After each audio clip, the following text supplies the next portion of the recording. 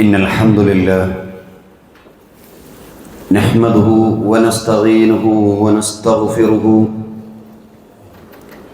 ونعوذ بالله من شرور أنفسنا ومن سيئات أعمالنا من يهده الله فلا مضل له ومن يضلل فلا هادي له وأشهد أن لا إله إلا الله وحده لا شريك له وأشهد أن محمدا عبده ورسوله أرسله بالهدى ودين الحق ليظهره على الدين كله ولو كره المشركون اللهم صل على محمد وعلى آل محمد كما صليت على إبراهيم وعلى آل إبراهيم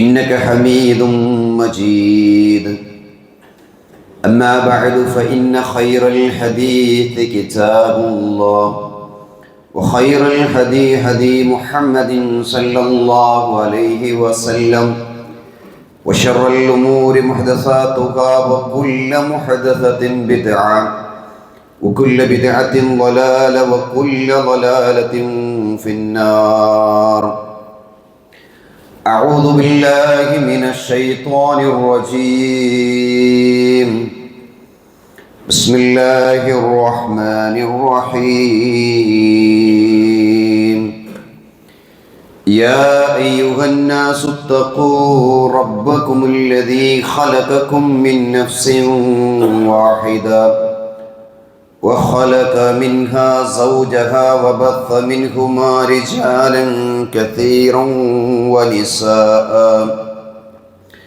واتقوا الله الذي تساءلون به والأرحام إن الله كان عليكم رقيبا يا أيها الذين آمنوا اتقوا الله حق تقاته ولا تموتن إلا وأنتم مسلمون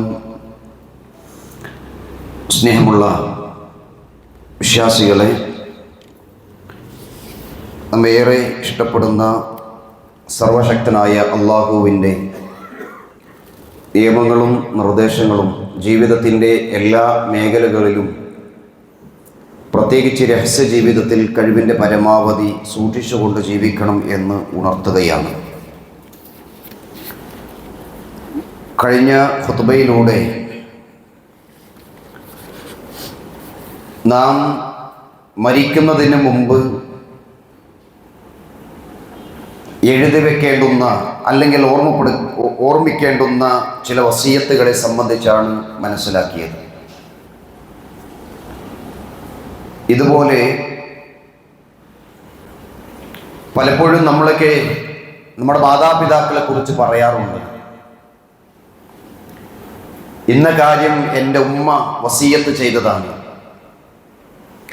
അല്ലെങ്കിൽ എൻ്റെ ഉപ്പ വസിയത്ത് ചെയ്ത് മരിച്ചു പോയതാണ്. ആ വസിയത്ത് ഞാൻ നടപ്പിലാക്കാൻ വേണ്ടി നമ്മൾ ഓരോരുത്തരും ശ്രമിക്കാറുണ്ട്. കാരണം മാതാപിതാക്കളോടുള്ള അങ്ങേയറ്റത്തെ സ്നേഹമാണ്. ഒരുപക്ഷെ ജീവിക്കുന്ന കാലത്ത് ഉമ്മയെയും ഉപ്പയെയും പ്രയാസപ്പെടുത്തിയിട്ടുണ്ടെങ്കിലും, അവരെ എന്തെങ്കിലും വസിയത്ത് ചെയ്തിട്ടുണ്ടെങ്കിൽ അവരുടെ മരണത്തിന് ശേഷം അത് നാം നടപ്പിലാക്കാൻ വേണ്ടി ശ്രമിക്കും. കാരണം അവരോടുള്ള ഇഷ്ടമാണ്. ഇതേപോലെ സഹോദരന്മാരെ, നമ്മുടെ മാതാപിതാക്കളെക്കാളും മറ്റുള്ള ആളുകളെക്കാളും നാം ഇഷ്ടപ്പെടേണ്ട അള്ളാഹുവിൻ്റെ ഇഷ്ടദാസനാണ് റസൂലുള്ളാഹി സ്വല്ലല്ലാഹു അലൈഹി വസല്ലം.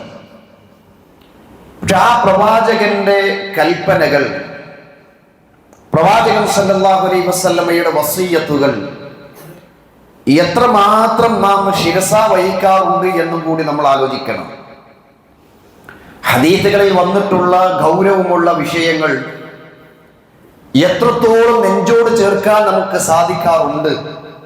അങ്ങനെയാണല്ലോ യഥാർത്ഥത്തിൽ ആ പ്രവാചകനെ സ്നേഹിക്കുക എന്നൊക്കെ പറയുന്നത്.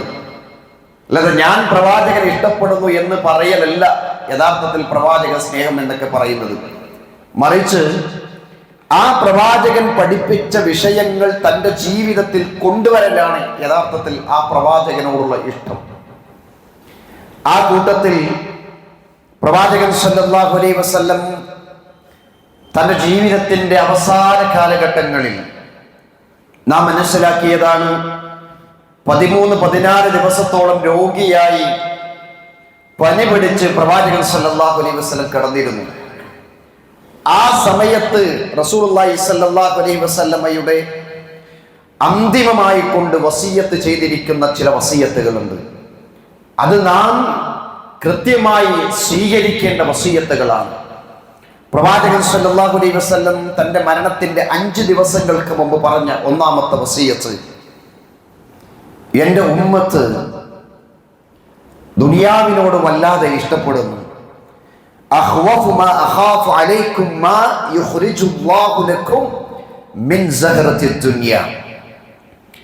നിങ്ങളിൽ ഞാൻ ഏറ്റവും കൂടുതൽ ഭയപ്പെടുന്നത് ഇഹലോകത്തെ വിഭവങ്ങൾ അള്ളാഹു നിങ്ങൾക്ക് നൽകുന്നതിനെയാണ്. മറ്റൊരു റിപ്പോർട്ടിൽ പറഞ്ഞു, ഹുബ്ബു ദുനിയാ വകറാഹത്തുൽ മൗത്ത്. ദുനിയാവിനെ വല്ലാതെ ഇഷ്ടപ്പെട്ടു കഴിഞ്ഞാൽ പിന്നെ മരണത്തിനോട് വെറുപ്പുണ്ടാവും. നമുക്ക് മരിക്കാനുള്ളൊരു തയ്യാറെടുപ്പ് നമുക്കുണ്ടാവില്ല. എപ്പോഴും ദുനിയാവ് കിട്ടണം എന്നുള്ളൊരു ആഗ്രഹം മാത്രമേ മനുഷ്യനുണ്ടായിത്തീരുകയുള്ളൂ. എത്ര കിട്ടിയാലും മതിയാകാത്ത തരത്തിൽ മനുഷ്യൻ ദുനിയാവിനോട് കൂടുതൽ ഇഷ്ടപ്പെടുകയാണ് ചെയ്യുന്നത്. സ്വഹാബികൾ ചോദിച്ചു, വമാ സഹറത്തു ദുനിയാ യാ റസൂലല്ലാഹ്, അല്ലാഹുവിന്റെ റസൂലേ, ഇഹലോക വിഭവങ്ങൾ എന്ന് പറഞ്ഞാൽ എന്താണ്?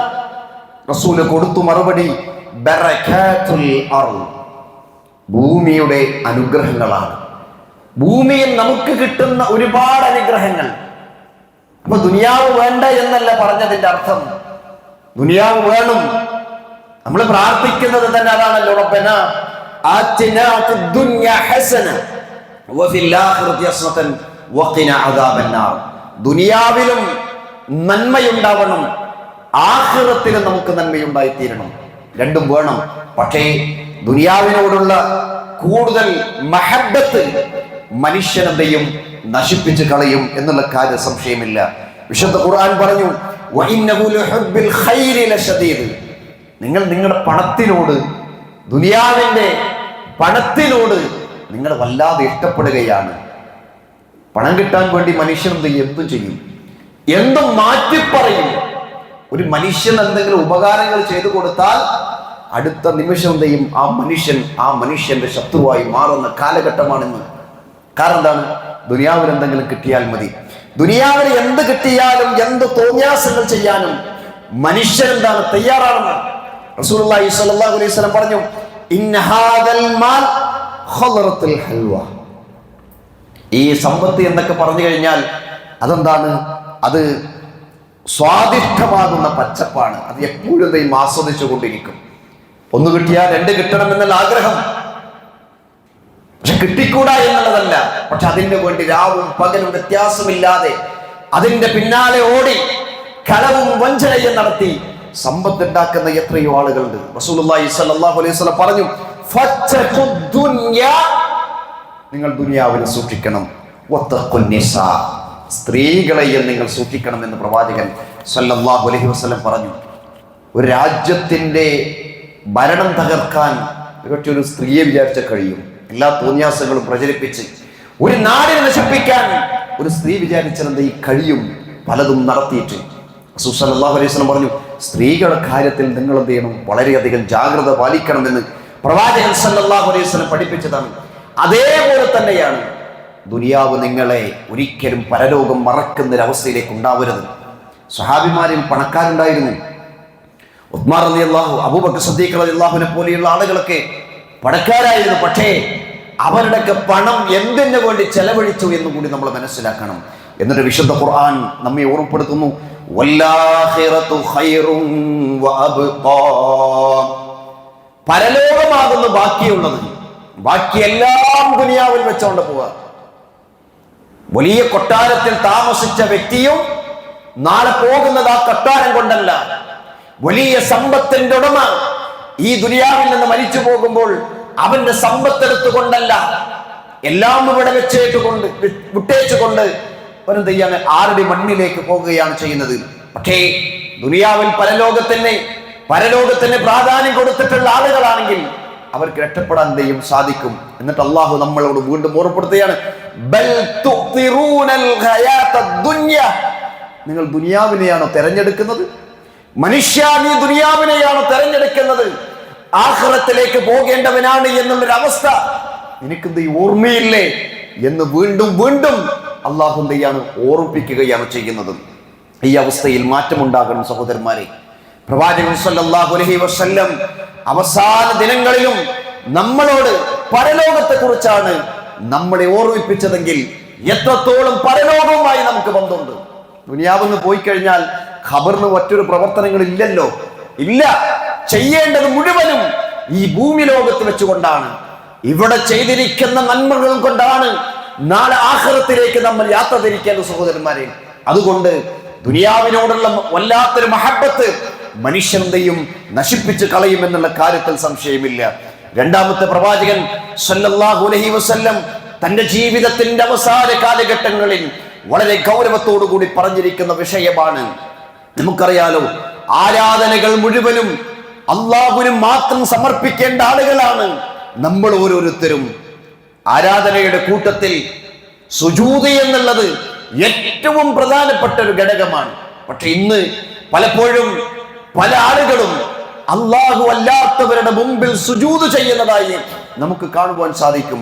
പ്രവാചകൻ സല്ലല്ലാഹു അലൈഹി വസല്ലം തന്റെ അവസാന സമയത്ത് പറഞ്ഞു, ലഅനത്തുല്ലാഹി അലൽ യഹൂദി വന്നസ്വാറ, യഹൂദികളെയും ക്രൈസ്തവരെയും അള്ളാഹു ശപിച്ചിരിക്കുന്നു.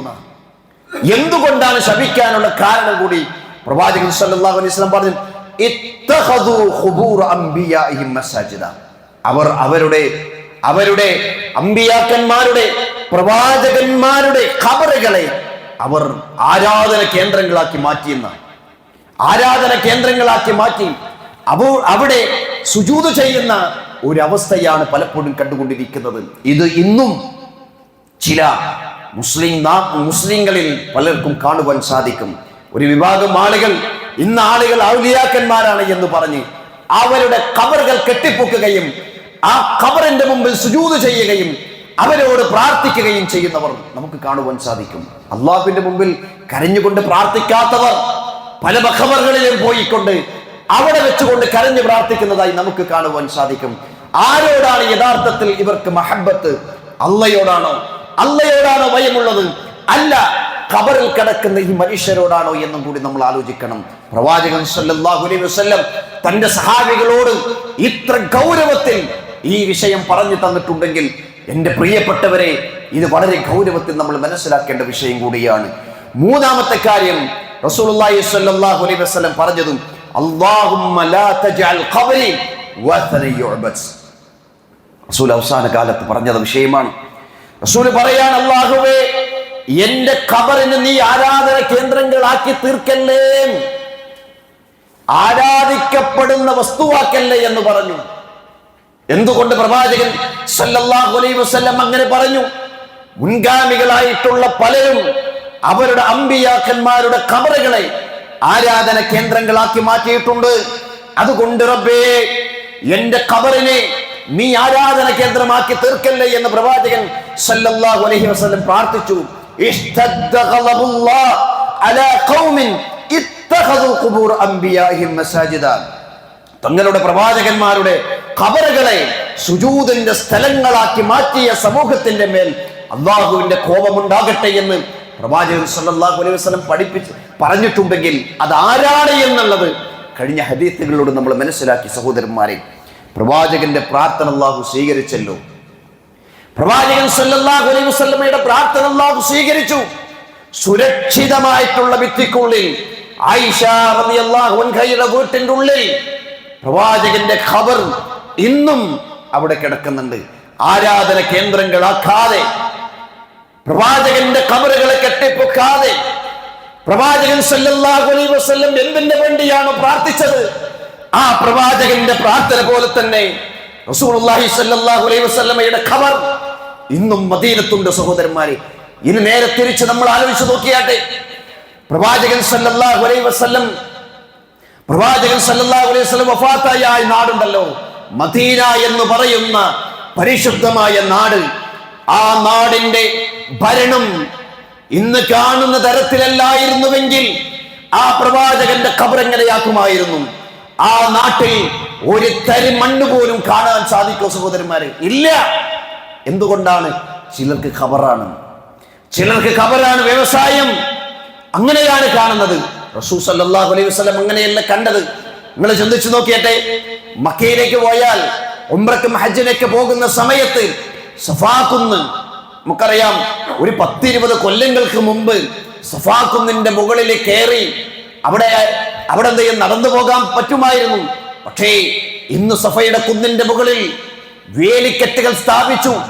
എന്തുകൊണ്ടാണ് വേലിക്കെട്ടുകൾ സ്ഥാപിക്കാനുള്ള കാരണം? ചിലർ സഫാ കുന്നിന്റെ മുകളിൽ കയറി അവിടെ പ്രത്യേകമായി നമസ്കരിക്കുന്നു, ആ പാറയുടെ കഷ്ണങ്ങൾ എടുക്കുന്നു, അവിടെ കൂടുതൽ നേരം ഇരിക്കുന്നു, എന്തോ ബർക്കത്ത് കിട്ടുമെന്നുള്ള വിശ്വാസമാണ്. പക്ഷേ അവിടുത്തെ ഭരണാധികാരികൾ അത് പാടില്ല എന്ന് പറഞ്ഞു അവിടെ ബ്ലോക്ക് ചെയ്തിരിക്കുകയാണ്. ചിന്തിക്കുക സഹോദരന്മാരെ, നമ്മുടെ നാടുകളിലൊക്കെ പല ഖബറുകളും, ഖബറിന്റെ അവസ്ഥകൾ എന്താണ്? ഓരോ ദിവസവും ആളുകൾ കൂടിക്കൊണ്ടിരിക്കുകയാണ്, അവിടേക്ക് പണം വലിച്ചെറിയുകയാണ്. ആ പണം വലിച്ചെറിയുന്നതിലൂടെ എന്റെ ആഗ്രഹ സഫലീകരണങ്ങൾ നടക്കുമെന്നാണ് ഇന്ന് ചിലരൊക്കെ വിശ്വസിച്ചു കൊണ്ടിരിക്കുന്നത്. അതിൽ പിന്നെ പറയാറുള്ളതാണ്, അതൊക്കെ എന്താണ്? മതമേത്രയാണ്. എല്ലാവരും പൈസ ഇടുന്നുണ്ട്, എല്ലാവരും അവരുടെ ഖബറിലേക്ക് പോകുന്നുണ്ട് എന്നൊക്കെ പറയാറുണ്ട്. സഹോദരന്മാരെ, മതമൈത്രിയല്ല വേണ്ടത്, മതം തമ്മിലുള്ള മൈത്രികളല്ല വേണ്ടത് സഹോദരന്മാരെ. റസൂൽ സല്ലല്ലാഹു അലൈഹി വസല്ലം അങ്ങനെയല്ല പഠിപ്പിച്ചു തന്നിട്ടുള്ളത്. എന്നാൽ നമ്മൾ മനസ്സിലാക്കണം, പ്രവാചകൻ സല്ലല്ലാഹു അലൈഹി വസല്ലം ഗൗരവത്തിൽ പ്രാർത്ഥിച്ചിരിക്കുന്ന ഈ പ്രാർത്ഥന എത്ര ഗൗരവമുള്ള വിഷയമാണ് എന്നുള്ളത്. നാലാമത്തെ കാര്യം, റസൂലുള്ളാഹി സ്വല്ലല്ലാഹു അലൈഹി വസല്ലം മരണത്തിന്റെ 4 ദിവസങ്ങൾക്ക് മുമ്പ് പ്രവാചകൻ പറഞ്ഞിരിക്കുന്നത്, റസൂൽ സല്ലല്ലാഹു അലൈഹി വസല്ലമയുടെ ഈ അവസാന കാല സമയത്ത് പലപ്പോഴും പ്രവാചകൻ സല്ലല്ലാഹു അലൈഹി വസല്ലം അധികമായി തലവേദനകൾ ഉണ്ടായി. റസൂൽ സല്ലല്ലാഹു അലൈഹി വസല്ലം ബോധം കെട്ടു വീഴുമായിരുന്നു. ഈ സമയത്ത് പോലും പ്രവാചകൻ തന്റെ സഹാബിമാരോട് ചോദിച്ചിരിക്കുന്ന ചോദ്യം, നിങ്ങൾ നിസ്കരിച്ചോ എന്നാ ചോദിച്ചത്. നിസ്കരിച്ചോ എന്നാണ് റസൂലുള്ളാഹി സ്വല്ലല്ലാഹു അലൈഹി വസല്ലം ചോദിച്ചത്. നിസ്കാരം അത് ഗൗരവമുള്ള വിഷയമാണ്. എന്തുകൊണ്ടാണ്? നാളെ പരലോകത്ത് ആദ്യമായി ചോദ്യം ചെയ്യപ്പെടുന്നത് നിസ്കാരമാണ് സഹോദരന്മാരെ, നിസ്കാരമാണ്. നമ്മളൊക്കെ നിസ്കരിക്കുന്ന നിസ്കാരങ്ങൾ അള്ളാഹു സ്വീകരിക്കപ്പെടുമോ ഇല്ലയോ എന്നും കൂടി ആലോചിക്കണം. നിസ്കാരത്തിന്റെ സമയത്ത് പല അശ്രദ്ധകളും നമുക്കുണ്ടാവാറുണ്ടോ എന്നും നമ്മൾ ചിന്തിക്കേണ്ടതുണ്ട്. ഞാൻ നിസ്കരിച്ചു എന്ന് പറയാൻ മാത്രം നിസ്കരിച്ചിട്ട് കാര്യമില്ല സഹോദരന്മാരെ. റസൂലുള്ളാഹി സ്വല്ലല്ലാഹു അലൈഹി വസല്ലം പഠിപ്പിച്ചതുപോലെ സല്ലു കമാ റസൂൽ സ്വല്ലല്ലാഹു അലൈഹി വസല്ലം പറഞ്ഞല്ലോ, ഞാൻ നിസ്കരിച്ചതുപോലെ നിങ്ങൾ എന്ത് ചെയ്യണം? ഞാൻ കാണിച്ചതുപോലെ, ഞാൻ നിസ്കാരത്തിന്റെ ഏത് കർമ്മമാണോ ഞാൻ പഠിപ്പിച്ചു തന്നത് അതേ രീതിയിൽ നിങ്ങൾ നിസ്കരിക്കണം എന്ന് പഠിപ്പിച്ചു. ആ രീതിയിലുള്ള നിസ്കാരമാണോ നമ്മുടെ ഓരോരുത്തരും നിസ്കാരം എന്നുള്ളത് നമ്മൾ ആലോചിക്കേണ്ട വിഷയമാണ്. റസൂലുള്ളാഹി സ്വല്ലല്ലാഹു അലൈഹി വസല്ലം തന്റെ ബോധം പോയി തിരിച്ചു കിട്ടുന്ന സമയത്തൊക്കെ പ്രവാചകൻ സ്വല്ലല്ലാഹു അലൈഹി വസല്ലം തന്റെ സഹാബിമാരോട് ചോദിക്കും, നിങ്ങൾ നിസ്കരിച്ചോ? ഉസല്ലന്നാസ്, ജനങ്ങൾ നിസ്കരിച്ചോ? എന്തുകൊണ്ടാണ് അങ്ങനെ ചോദിക്കാൻ കാരണം? ഇപ്പൊ നമ്മൾ നോമ്പ്, ഒരാൾക്ക് ഇന്നൊരു ഫർളായ നോമ്പ് ഒരു ദിവസം ഉണ്ടെങ്കിൽ അന്ന് നോക്കാൻ പറ്റിയിട്ടില്ലെങ്കിൽ പിറ്റേ ദിവസം നോക്കാം, അല്ലെങ്കിൽ മറ്റൊരു ദിവസം നോക്കാം. പക്ഷെ നിസ്കാരം അങ്ങനെയല്ല. നിസ്കാരം അങ്ങനെയല്ല. അത് യാത്രയിലാണെങ്കിലും രോഗിയാണെങ്കിലും കിടപ്പിലാണെങ്കിലും ശരി, അവന് ബോധമുണ്ടോ അവൻ നമസ്കരിച്ചിരിക്കണം. അതുകൊണ്ടാണ് റസൂലുള്ളാഹി സ്വല്ലല്ലാഹു അലൈഹി വസല്ലം ഇത്ര ഗൗരവത്തിൽ ഇങ്ങനെ പഠിപ്പിച്ചു തന്നിട്ടുള്ളത്. അത് പുരുഷന്മാരെ സംബന്ധിച്ചിടത്തോളം എന്താണ്? വീട്ടിൽ നല്ല ഫർള്, വീട്ടിൽ നിന്നല്ല അവർ പള്ളിയിലേക്കാണ് വരേണ്ടത്. നമ്മൾ ചിന്തിച്ചു നോക്കുക, ഓരോ ആഴ്ചയും എടുത്ത് പരിശോധിച്ച് നോക്കുക, എനിക്ക് എത്ര വക്ത് ജമാഅത്ത് കിട്ടിയിട്ടുണ്ട്, എന്റെ നിസ്കാരങ്ങൾ ബാത്തിലായി പോയിട്ടുണ്ടോ, യാത്രക്കിടയിൽ ഞാൻ നിസ്കരിക്കാതെ ഇന്ന് പലപ്പോഴും സഹോദരന്മാരെ, ബസ്സിലാണെങ്കിലും ട്രെയിനിലാണെങ്കിലും വിമാനത്തിലാണെങ്കിലും നമുക്കൊക്കെ നിസ്കരിക്കാനുള്ള സംവിധാന സൗകര്യങ്ങളൊക്കെ ഉണ്ട് വിചാരിച്ചു കഴിഞ്ഞാൽ. പക്ഷെ എന്നിട്ട് പോലും പലരും നിസ്കരിക്കാത്തവരെ കാണാം. ട്രെയിനിൽ യാത്ര ചെയ്യുമ്പോൾ പോലും ഉദു കൊടുക്കാനുള്ള സംവിധാനങ്ങളുണ്ട്, നിസ്കരിക്കാനുള്ള സംവിധാനങ്ങളുണ്ട്, സൗകര്യങ്ങളുണ്ട്. എന്നിട്ട് പോലും സ്ത്രീകളാണെങ്കിലും പുരുഷന്മാരാണെങ്കിലും പലപ്പോഴും നിസ്കരിക്കാതെ യാത്ര ചെയ്യുന്നതായി കാണുവാൻ സാധിക്കും. എന്നിട്ട് ചെയ്യലെന്താണ്? രാത്രി വന്നിട്ട് ഒന്നിച്ചെന്ത് ചെയ്യുക? നിസ്കരിക്കാൻ. രാവിലെ മുതലുള്ള ഭക്ഷണം രാത്രി ഒന്നിച്ച് അവർ കഴിക്കാറില്ല. എന്തുകൊണ്ടാണ്? അത് എൻ്റെ ശരീരത്തിലേക്ക് വേണ്ടതാണ്. പക്ഷെ അള്ളാഹ്ക്ക് കൊടുക്കാനുള്ളത് അത് രാത്രിയിൽ ഒന്നിച്ച്. നമ്മൾ ചിന്തിച്ചു നോക്കണം. ഇപ്പൊ യാത്രയിലാണെങ്കിൽ പോലും റസൂലുള്ളാഹി സ്വല്ലല്ലാഹു അലൈഹി വസല്ലം ജമ്മും ഖസ്റാക്കാൻ നമുക്ക് പഠിപ്പിച്ചു തന്നിട്ടുണ്ട്. പ്രവാചകന്റെ ഈ അവസാനത്തെ വസിയ്യത്ത്, സഹാബികളോട് ചോദിച്ച ചോദ്യം, നിങ്ങൾ നിസ്കരിച്ചോ എന്ന് ചോദിച്ചിട്ടുണ്ടെങ്കിൽ അത് എത്ര ഗൗരവമുള്ള വിഷയമാണ് എന്നും കൂടി നമ്മൾ എന്ത് ചെയ്യണം? ആലോചിക്കണം സഹോദരന്മാരെ. ചെറിയൊരു അസുഖങ്ങൾ ഉണ്ടായിക്കഴിഞ്ഞാൽ, ചെറിയൊരു പ്രയാസം, മറ്റുള്ള പല സ്ഥലങ്ങളിലേക്ക് യാത്ര പോകാൻ നമുക്കൊരു പ്രയാസമില്ല. പക്ഷെ അവിടെ എന്താണ് തടസ്സം? പള്ളിയിലേക്ക് വരാൻ തടസ്സം എന്താണ്? ഒരു ജലദോഷമാണ്. അങ്ങനെ ഒരു ജലദോഷം പിടിച്ച പള്ളിയിലേക്കില്ല.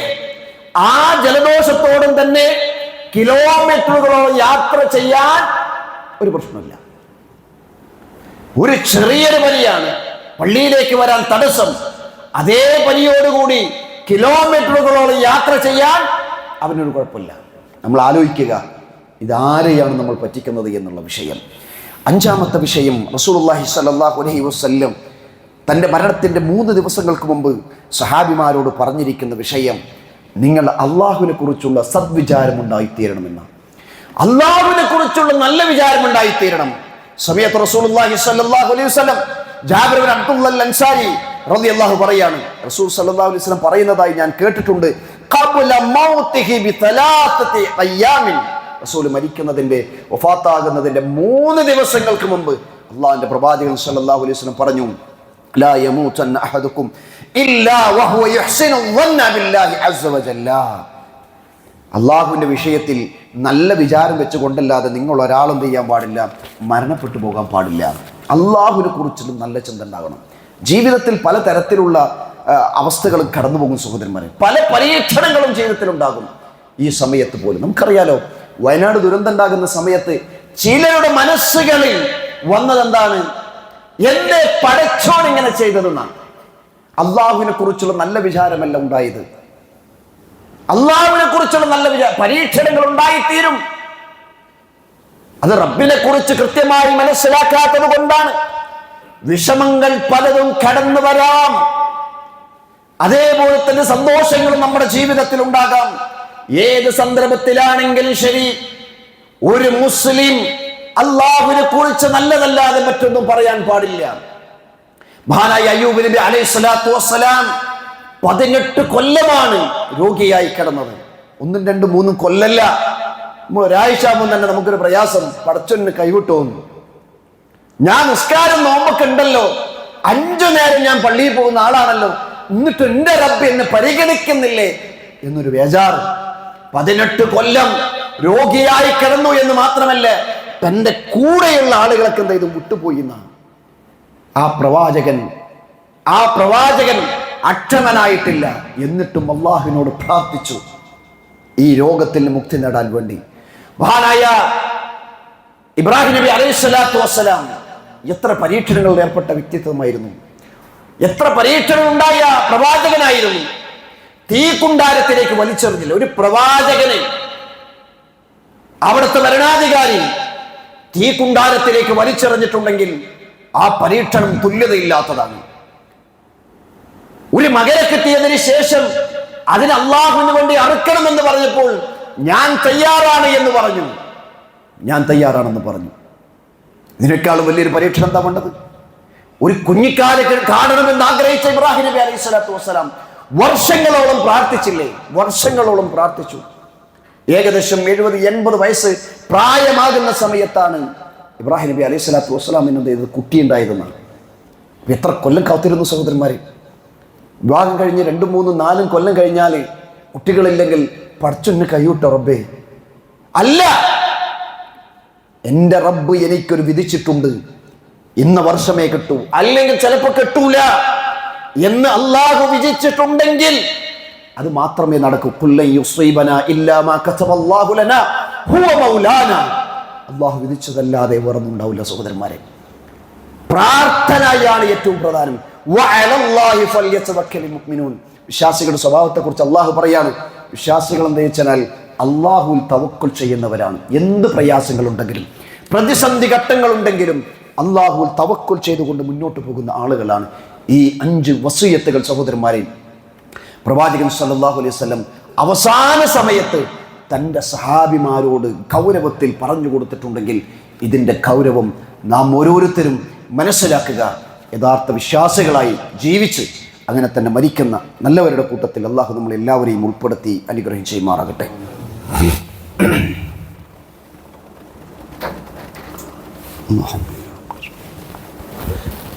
അൽഹംദുലില്ലാഹ് വസ്സലാത്തു വസ്സലാമു അലാ റസൂലില്ലാഹ് വഅലാ ആലിഹി വസഹ്ബിഹി അജ്മഈൻ.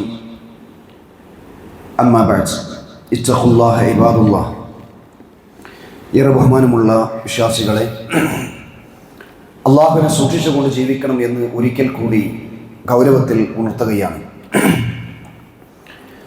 ഇസ്ലാമാകുന്ന ആദർശത്തിൽ നിന്ന് ഒരു മനുഷ്യൻ വഴിതെറ്റിക്കഴിഞ്ഞാൽ, അല്ലെങ്കിൽ വഴിതെറ്റിക്കൊണ്ട് സഞ്ചരിച്ചാൽ, പിന്നെ അവൻ്റെ മതം എന്ന് പറയുന്നത് അവർക്ക് തോന്നിയതുപോലെയാണ്.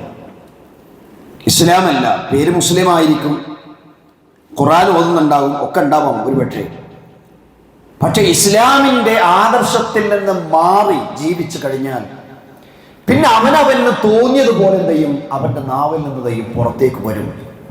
ഇന്ന് ചില ആളുകളൊക്കെ പറഞ്ഞുകൊണ്ടിരിക്കുന്ന വെച്ചാൽ ലോകത്തുള്ള എല്ലാ മതങ്ങളും എന്താണ് സത്യമാണെന്നാണ്, എല്ലാ മതങ്ങളും. പക്ഷെ മുസ്ലിമിനെ സംബന്ധിച്ചിടത്തോളം അതിന് കൃത്യമായ ഒരു കാഴ്ചപ്പാടുണ്ട്. അള്ളാഹു പഠിപ്പിച്ച മതമാണ് സത്യം, അതിനപ്പുറമൊന്നുമില്ല. അതങ്ങനെ വിശ്വസിച്ചേ മതിയാവും, അത് നിർബന്ധമുള്ള കാര്യമാണ്. ചില ആളുകൾ പറയുന്ന വെച്ചാൽ ജീവിതത്തിൽ എന്തെങ്കിലും നന്മ ചെയ്താൽ മതി, അയാൾ നല്ല ആളായാൽ മതി, കള്ളുകൂടിയില്ല, വിചാരില്ല, കളവില്ല, അങ്ങനെയൊന്നും ആ മനുഷ്യൻ ചെയ്യുന്നില്ല. കുറേ നന്മകൾ ചെയ്യുന്നു, പാവപ്പെട്ടവരെ സഹായിക്കുന്നു, കുഷ്ഠരോഗികളെ ശുശ്രൂഷിക്കുന്നു, ഇങ്ങനെ ഒരുപാട് നന്മകൾ ചെയ്ത വ്യക്തി അങ്ങനെ ചെയ്താലും അവൻ സ്വർഗത്തിലാണെന്നാണ് ചിലർ വിശ്വസിച്ചു കൊണ്ടിരിക്കുന്നത്. മുസ്ലിമാകണമെന്നില്ല. നമ്മൾ ആലോചിച്ച് നോക്കട്ടെ, എത്ര ഗൗരവമുള്ള വിഷയമാണ്. ഇനി അള്ളാഹു സ്വീകരിക്കുന്ന ഒരു മതമുണ്ടെങ്കിൽ അത് ഇസ്ലാം മാത്രമാണ്. അതൊരു മുസ്ലിമിന് പറയാൻ കഴിയണം. എൻ്റെ റബ്ബ് ഇസ്ലാം അല്ലാതെ വേറൊന്നും സ്വീകരിക്കൂല. ആര് പറഞ്ഞതാ? നമ്മൾ ആരെങ്കിലും പറഞ്ഞതാണോ? അല്ല. അള്ളാഹു വിശുദ്ധ ഖുർആനിലൂടെ പറഞ്ഞു, ഇന്ന ദീന ഇൻദല്ലാഹിൽ ഇസ്ലാം. അള്ളാഹുവിന്റെ അരികിലുള്ള മതം അത് ഇസ്ലാമാണ്, വേറൊരു മതമില്ല. ഈ മതത്തിൽ പഠിപ്പിച്ച കാര്യങ്ങൾ ഓരോന്നും 7 ആകാശത്തിൽ നിന്ന് അല്ലാഹു സുബ്ഹാനഹു വ തആല വഹി അനുസരിച്ചുകൊണ്ട് പ്രവാചകൻ സല്ലല്ലാഹു അലൈഹി വസല്ലമയ്ക്ക് പഠിപ്പിച്ചു കൊടുക്കുകയും അത് തൻ്റെ ഉമ്മത്തിനും മനസ്സിലാക്കി കൊടുക്കുകയും ചെയ്തിട്ടുള്ള മതമാണ്. പിന്നെ നമുക്ക് സ്വന്തം ഇഷ്ടപ്രകാരം ഒന്നും മാറ്റാൻ തിരിക്കാനൊന്നും പറ്റൂല. അന്ന് പഠിപ്പിച്ച മതം ലോകം അവസാനിക്കുന്നത് വരെ എന്താണ്, അതന്നെയാണ് ആദർശം, സംശയമൊന്നുമില്ല. ഒരു കാലഘട്ടം കഴിയുമ്പോഴേ, ഇപ്പൊ നമ്മളിപ്പോൾ എന്തെങ്കിലും ഒരു പുസ്തകം എഴുതിയാൽ 10 കൊല്ലം എഴുതിയാൽ ചിലപ്പോൾ 10 കൊല്ലത്തിന് ശേഷം ചിലപ്പോൾ തിരുത്തേണ്ടി വരും. കാരണം എന്താണ്, അത് ഈ കാലഘട്ടത്തിന് ചിലപ്പോൾ യോജിച്ചതായിരിക്കണമെന്നില്ല. പക്ഷെ ഇസ്ലാമിന്റെ ആദർശം അങ്ങനെയല്ല. പ്രവാചകൻ സല്ലല്ലാഹു അലൈഹി വസല്ലം പഠിപ്പിച്ചു തന്നിട്ടുള്ള ആ ആദർശം ലോകം അവസാനിക്കുന്നത് വരെ തിരുത്തലുകളില്ല, മാറ്റത്തിരുത്തലുകളില്ല. നന്മ എന്താണെന്ന് പഠിപ്പിച്ചിട്ടുണ്ടെങ്കിൽ അത് നന്മയാണ്, തിന്മ എന്താണെന്ന് അന്ന് പഠിപ്പിച്ചിട്ടുണ്ടെങ്കിൽ ലോകം അവസാനിക്കുന്നത് വരെ അത് തിന്മയാണ്. ആര് എന്ത് പറഞ്ഞാലും കള്ള് ഹറാമാണ്, ഇനി ആര് ഹലാലാണെന്ന് പറഞ്ഞാലും പിന്നെ അവർ തിരുത്തി പറയേണ്ടി വരും പിന്നീട്. കാരണം എന്താണ്, അത് അള്ളാഹു പഠിപ്പിച്ച വിഷയമാണിത്. എന്നിട്ട് വിശുദ്ധ ഖുർആൻ പറഞ്ഞു, ഇനി ഇസ്ലാമാകുന്ന മതമല്ലാതെ ആരെങ്കിലും സ്വീകരിക്കുകയാണെങ്കിൽ അവനിൽ നിന്ന് അത് അല്ലാഹു സ്വീകരിക്കുകയില്ല. വഹുവ ഫിൽ ആഖിറതി മിനൽ ഖാസിരീൻ. പരലോകത്ത് അവൻ നട്ടക്കാരുടെ കൂട്ടത്തിൽ ഉൾപ്പെടുക തന്നെ ചെയ്യും. ഖുർആനിലെ 3-ാം അധ്യായം സൂറത്ത് ആൽ ഇംറാൻ 85-ാമത്തെ വചനം. എത്ര കൃത്യമെന്നാണ് പറഞ്ഞത്. ഇസ്ലാം അല്ലാത്തൊരു മതത്തെ ആരെങ്കിലും സ്വീകരിച്ചിട്ടുണ്ടെങ്കിൽ അത് പഠിച്ചും സ്വീകരിക്കൂല. എന്താണ് ഇസ്ലാം? ഇസ്ലാം പഠിപ്പിച്ച ആദർശം എന്താണ്? അത് ഏകദൈവ വിശ്വാസമാണ്. ഏകദൈവ വിശ്വാസമില്ലെങ്കിൽ അവരെന്ത് നന്മ ചെയ്തിട്ട് കാര്യം ഉണ്ടാവില്ല. ഉറപ്പാണ്, യാതൊരു സംശയമില്ല. ശിർക്ക് ചെയ്യുന്ന ഒരു വ്യക്തിയെ സംബന്ധിച്ചിടത്തോളം അവൻ നോമ്പ് വെച്ചിട്ടും നിസ്കരിച്ചിട്ടും സക്കാത്ത് കൊടുത്തിട്ടും എന്ത് ജീവകാരുണ്യ പ്രവർത്തനങ്ങൾ ചെയ്തിട്ടും ഒരു കാര്യം ഉണ്ടാവില്ല. കാരണം എന്താണ്? തലയില്ലാതെ ഉടലുണ്ടായിട്ട് കാര്യമുണ്ടോ? ഇല്ല. അടിസ്ഥാനമാണ് ഏറ്റവും പ്രധാനം. വിശുദ്ധ ഖുർആൻ അല്ലാഹു പറഞ്ഞു, ഇന്നല്ലദീന ആമനു വഅമിലുസ് സ്വാലിഹാത്ത് ഉലൈക ഹും ഖൈറുൽ ബരിയ.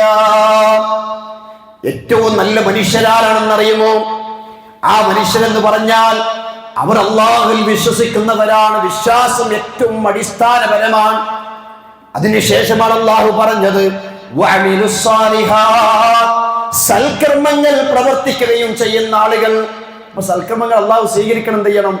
ആദ്യം വിശ്വാസം ഉണ്ടാവണം, ഏകദൈവ വിശ്വാസം ഉണ്ടായിത്തീരണം. എന്നെങ്കിൽ മാത്രമേ അല്ലാഹു എന്ത് ചെയ്യും? സ്വീകരിക്കപ്പെടുകയുള്ളൂ. അത് ഇന്നാൾ സ്വർഗത്തിലില്ലെങ്കിൽ ഞാൻ സ്വർഗത്തിലില്ല, ഇന്നാൾ സ്വർഗത്തിൽ പോകുന്നുണ്ടെങ്കിൽ മാത്രം ഞാൻ സ്വർഗത്തിലുള്ളൂ എന്ന് പറയാനൊന്നും അധികാരം എന്റെ പ്രിയപ്പെട്ടവരെ ഒരു മനുഷ്യനുമില്ല. ഒരു മനുഷ്യനുമില്ല. ആരൊക്കെ സ്വർഗത്തിലേക്ക് പോകുമെന്നുള്ളതും ആരൊക്കെ നരകത്തിലാണ് എന്നുള്ളതും അള്ളാഹുവിന് കൃത്യമായി അറിയാം. പക്ഷേ അവിടേക്ക് ഏറ്റവും പ്രധാനം എന്താണ്? അവന്റെ വിശ്വാസമാണ്, ഏകദൈവ വിശ്വാസമാണ്. ഇന്ന് നമുക്കറിയാം, പുതിയ തലമുറകൾ പലപ്പോഴും വലിയൊരു അപകടത്തിലേക്ക് പോയിക്കൊണ്ടിരിക്കുന്ന ഒരു അവസ്ഥയിലേക്കാണ്. അവനവന് തോന്നുന്നത് പോലെ ജീവിക്കാം. മുസ്ലിം ഉമ്മത്തിൽപ്പെട്ടിട്ടുള്ള ആളുകൾ പോലും എന്താണ്, ചില ആളുകൾ പറയുന്നത് ഞാൻ തല മറക്കുന്നതാണ്, അതെൻ്റെ ഇഷ്ടമാണ്, മറക്കണ വേണ്ട എന്നുള്ളത് എൻ്റെ ഇഷ്ടമാണ്. My body my choice.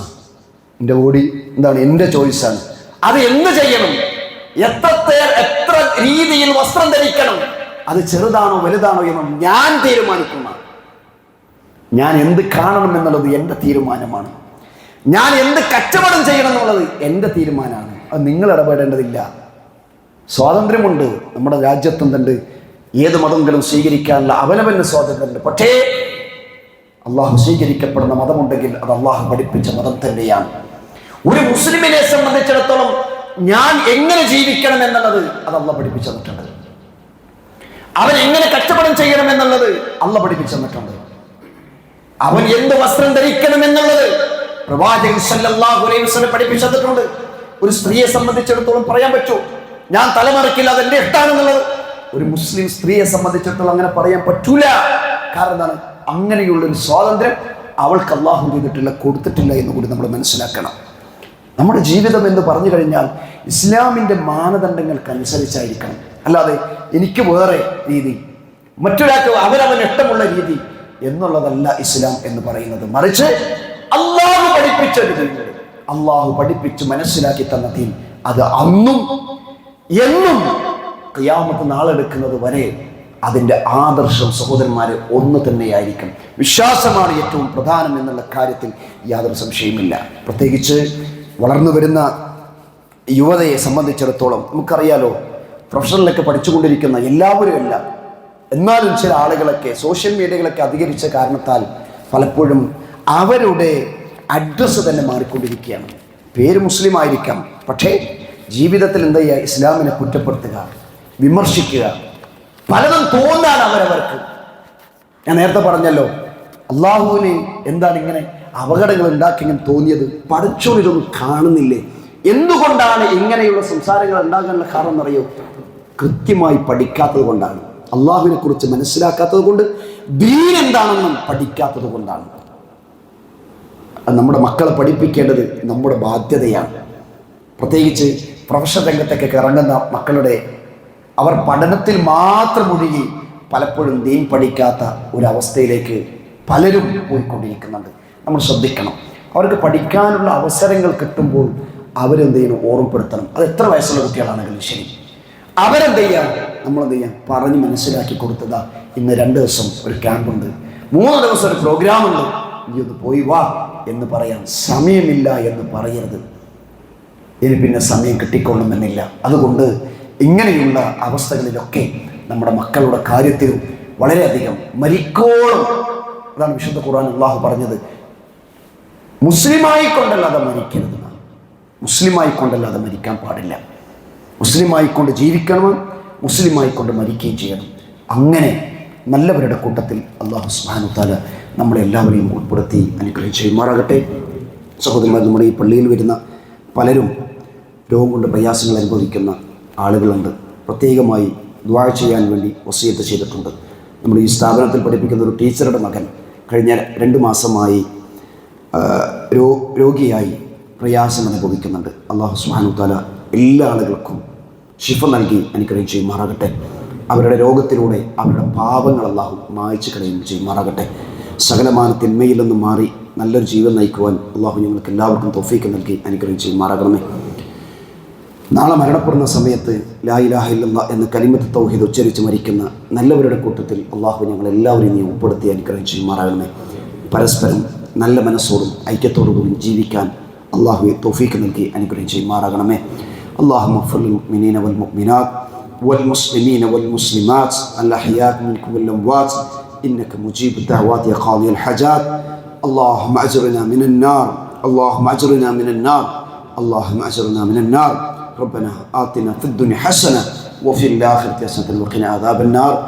آمين آمين برحمتك يا أرحم الراحمين.